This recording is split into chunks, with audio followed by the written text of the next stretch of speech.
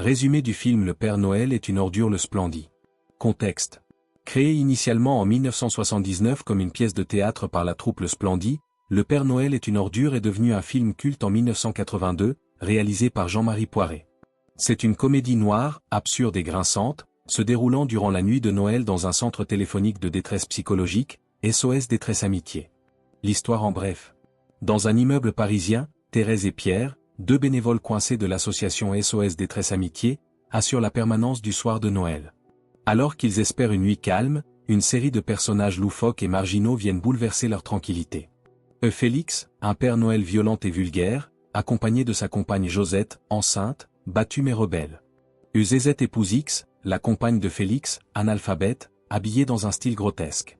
Katia, une personne transgenre romantique et en détresse, amoureuse de Pierre. Et Monsieur Preskovitch, le voisin exaspérant qui offre toujours des pâtisseries immangeables, les fameux Doubichou. La soirée tourne au chaos comique, mélangeant malentendus, violences absurdes, règlements de compte, coups de feu, dans une ambiance qui vire au tragico-burlesque. Le tout est servi avec des dialogues devenus cultes. Thèmes abordés. One point est la solitude et la misère humaine, même pendant les fêtes. Qu'est-ce que cela veut dire? Dans cette comédie noire, chaque personnage est seul, abandonné ou invisible, même s'il est entouré. Pierre et Thérèse sont seuls dans leur mission humanitaire, sans chaleur humaine. Josette est une femme enceinte, battue, sans abri, fuyant un homme toxique. Katia cherche désespérément l'amour et la reconnaissance, mais reste rejetée. Félix, même agressif, n'est au fond qu'un homme paumé, rejeté par la société. Même le soir de Noël, moment censé réunir les gens dans la joie, chacun porte sa misère en silence ou dans le chaos. Leçon de vie.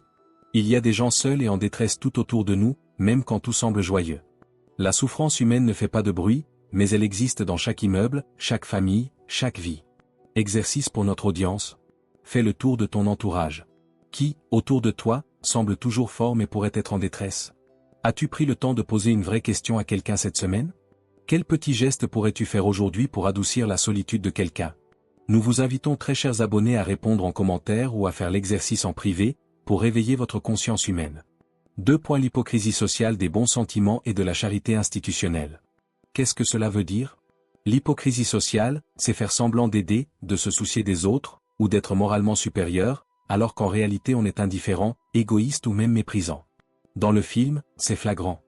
Pierre et Thérèse représentent une association censée écouter et aider, mais ils sont froids, maladroits, condescendants.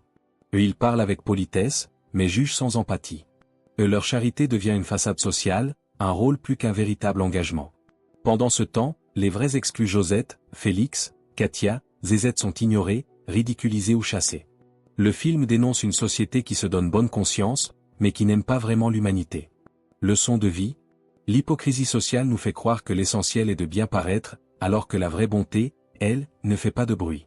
Être bon, ce n'est pas jouer au gentil, c'est faire ce qui est juste, même quand personne ne regarde. Exercice pour notre audience. Vérité ou image? Pose-toi cette question. Est-ce que j'aide les autres pour être utile, ou pour me sentir supérieur?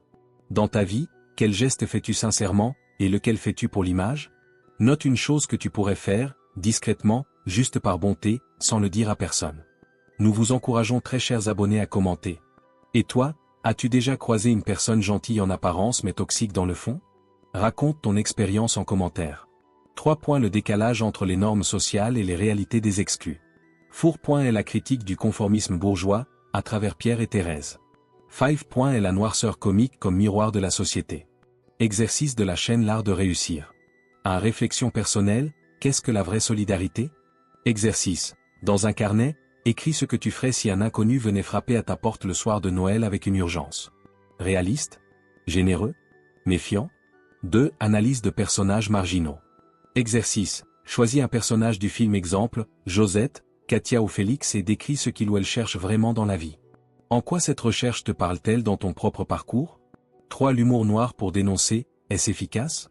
Exercice. Prends une scène absurde du film exemple, la scène des Doubichou ou du revolver et expliquant une phrase ce qu'elle critique dans la société actuelle. 4. Exprime une réplique culte et interprète-la. Exercice. Choisis une réplique du film par exemple, c'est fin, c'est très fin, ça se mange sans fin et explique en quoi cette phrase est à la fois drôle et absurde. Ajoute ta propre version améliorée. 5. Développer l'empathie malgré l'absurde. 5 leçons étonnantes à retenir de cette comédie noire culte. Derrière le rire se cache une vraie misère humaine. Le film est drôle, certes, mais il expose sans filtre la solitude, la violence conjugale, la marginalité et la souffrance psychologique. Leçon, même les situations les plus absurdes révèlent des douleurs profondes. Apprenons à voir au-delà des apparences. 2. La générosité de façade peut être plus toxique qu'utile. Pierre et Thérèse se veulent bienveillants, mais ils sont souvent maladroits, condescendants ou aveugles aux vraies détresses. Leçon, la vraie aide ne vient pas d'une posture morale, mais de l'écoute sincère et du respect de l'autre. 3. Les normes sociales étouffent les individus différents. Katia, Josette, Zézette, tous les marginaux du film sont rejetés ou moqués, alors qu'ils montrent parfois plus d'authenticité que les normaux. Leçon, être soi-même dans une société normée est un acte de courage. Ne te laisse pas écraser par le regard des autres. 4. L'absurde révèle mieux la vérité que les discours sérieux. L'humour noir et les situations grotesques sont des miroirs déformants, mais très efficaces pour critiquer l'hypocrisie sociale. Leçon, apprends à rire de ce qui dérange, c'est souvent le début de la lucidité. 5. Le chaos dévoile le vrai visage des gens. Le réveillon se transforme en cauchemar, et dans cette nuit de folie, les masques tombent. On voit qui est lâche.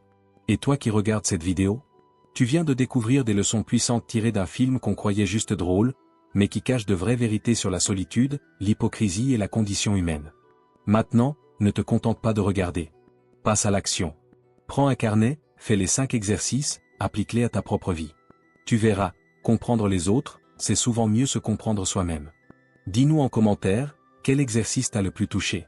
Lequel vas-tu faire aujourd'hui? Like cette vidéo si elle t'a fait réfléchir.